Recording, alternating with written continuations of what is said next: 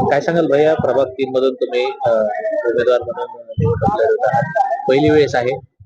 कसा मतदाराचा प्रतिसाद आहे? प्रतिसाद तर एकदम चांगला आहे. कारण की डोर टू डोर लोकांपर्यंत पोहोचलोय आणि ज्यांच्या ज्यांच्यापर्यंत पोहोचलोय की त्यांच्या तोंडातून असाच शब्द आहे की ह्यावेळेस आम्हाला युवा उमेदवार भेटलाय. बस झाले म्हणजे आता म्हातारे कोतारे ह्यावेळेस आम्ही युवांना संधी देऊ. काम शिल्लक आहेत रस्त्याचे असेल किंवा समस्या काय आहेत आपल्या प्रभागात ते आपण सोडवण्यासाठी कसा प्रयत्न करणार? आमच्या प्रभागातील समस्या तर खूप साऱ्या आहेत. हे जे शेंगा मारतात का गत वर्षीचे जे नगरसेवक आहेत ते म्हणतात आम्ही हे काम केले ते काम केले, पण त्यांनी काही काम केलेली नाहीयेत. कारण की मुख्य म्हणजे मेन उदाहरण असं आहे की माझ्या घरापासलाच रस्ता अजून झालेला नाही आणि माझ्या गल्लीतला अजून एक रस्ता आहे, तो मेन बाजारपेठ असलेला मोंड्याला जोडला जातोय. त्या रस्त्याचं उखंडात रूपांतर झालेलं आहे. हे जे आतापर्यंत म्हणतायत आम्ही रस्ते केले आम्ही रस्ते केले, ह्यांनी काय रस्ते केलेले नाहीयेत. हे रस्ते आमदार संदीप भाई क्षीरसागर हे जेव्हा आमदार झाले त्या टायमाला संदीप भाईंनी स्वतः उभे राहून हे रस्ते करून घेतलेले आणि त्याचे पुरावे पण आमच्याकडे आहेत.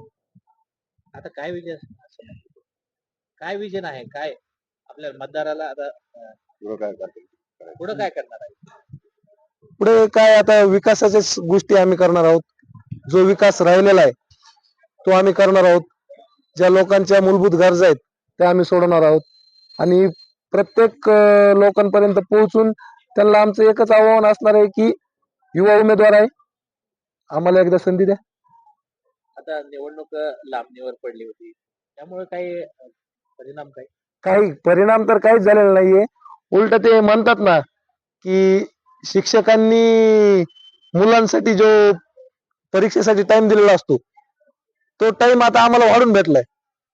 की आता शेवटी हे जे दोन उमेदवार माझ्या विरोधात आहेत हे माझे शिक्षकच असल्यासारखे आणि आता हा जो मला टाइम भेटलाय हा मला अभ्यास करण्यासाठी टाइम भेटलेला आहे आणि पूर्ण अभ्यास केलेला आहे आणि ह्यावेळेस ही परीक्षा मी पास होईलच. 3 मधील कोणत्या समस्या आहेत नागरिकांच्या किंवा कोणते विकास कामं राहिले?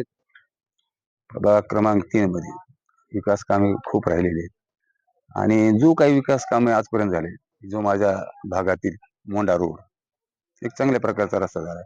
तो आदरणीय आमचे आमदार संदीपभाई क्षीरसागर यांच्या माध्यमातून झालेला आहे. त्याच्यानंतर विप्रानगर भागामध्ये रस्ते आमदार संदीपभाई क्षीरसागर यांच्याच माध्यमातून झाले होते आणि जो आता प्रभागामध्ये जो विकास राहिला आहे खूप मोठा विकास म्हणजे काय तुम्ही हनुमाननगर जाऊन बघा, आमच्या एमआयडीसी भागामध्ये येऊन बघा, पॉवर रूम मध्ये बघा आणि ह्या ज्या आमच्या भागाची ही शनी मंदिर गल्ली असेल, मंत्री कंटक्शन असेल, रंगार गल्ली असेल, या भागात किती विकास झाला, कसा विकास झालेला नाही साहेब. हा पूर्णपणे विकास यांनी खाल्लेला आहे आणि हा टक्केवारी भाष्य आहे. टक्केवारी भाष्याने काय केलं, हा आमचाच प्रभाग नाही खाल्ला, बीड शहर पूर्ण टक्केवारीमध्ये खाल्लं. इतका हुशार आणि चांगल्या प्रकारचा टक्केवारी भाष्य या बीड शहराला भेटला आणि त्याचा ह्यावेळेस अंत ह्याच वार्ड करणार. आमदार देखील आपल्या मतदारांना धमकी देत आहेत की आमच्या उमेदवाराला मतदान करा असे याविषयी धमकी ह्याच्यावर काय सांगता? आमदाराने कुणाला धमकी दिली हो? अहो का काय माहिती स्वतःचा पराभव दिसायला लागला का? तर पराभव कुणा कोण करणार आहे? माझा मुलगा तरुण 25 वर्षाचा मुलगा अहो सर, तो त्याच्याकडून पराभव होणार होती. तो पराभव दिसायला काही बरं करायला लागला कुणाबद्दल? आमच्या आमदार साहेबबद्दल.